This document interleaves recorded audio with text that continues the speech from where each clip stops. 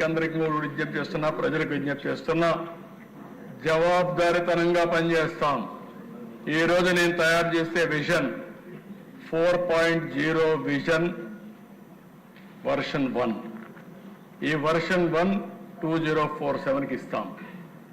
Every year మళ్ళా మారిన పరిస్థితులకు అనుగుణంగా వర్షన్లు మారుతూ ఉంటాయి. 5 ఏళ్లలో 4.0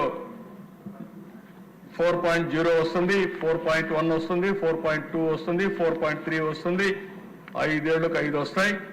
5 చేసిన తర్వాత ఎవ్రీ ఇయర్ ప్రజలకు మళ్ళా చెప్తాం, మీరు ఇది చెప్పాం, ఇది మేము చేశాం.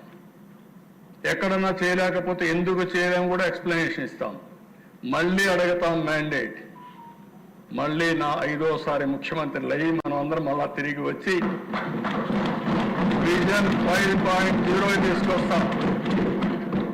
2047 వరకు ఇప్పుడు మీరు చూస్తే గుజరాత్లో మీరు చూశారు, 30 ఏళ్లుగా ఒకే పార్టీ ఉంది, బీజేపీనే ఉంది అక్కడ.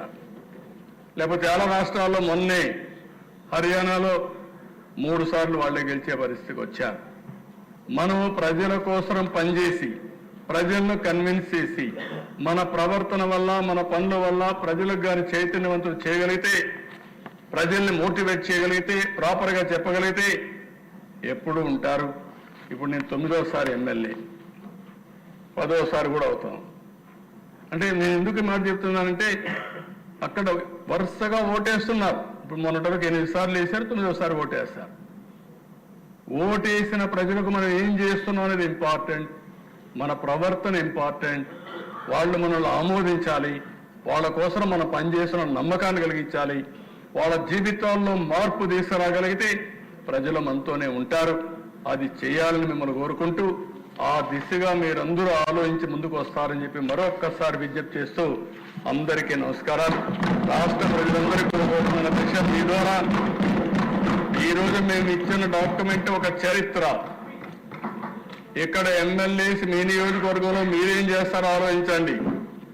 ప్రజలు కూడా 2047కి మీరు ఎక్కడుంటారో మీరు కూడా ఆలోచించండి.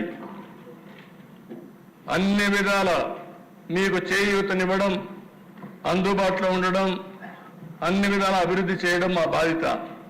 చేసినప్పుడు మీరు కూడా భాగస్వాములయ్యి మీరు కూడా చర్చించుకుని మీరు కూడా తదనుగుణంగా ప్రణాళికలు తయారు చేసుకుంటే మీరు కూడా పైకి వచ్చే అవకాశం ఉంటుంది.